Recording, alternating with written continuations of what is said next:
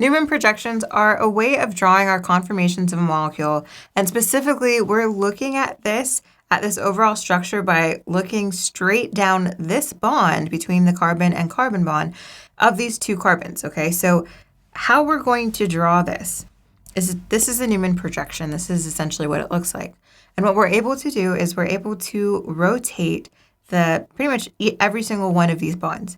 So there's going to be two different carbons that we're essentially going to look at, where I represented everything in different colors, where the black carbon is going to be in front. And then that's where I saw the three different hydrogens. Those will also be in front. And then our second carbon here in the back is represented in the blue, where sure, it has three other hydrogens.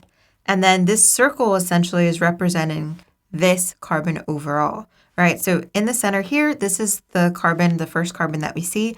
And then this blue carbon here is really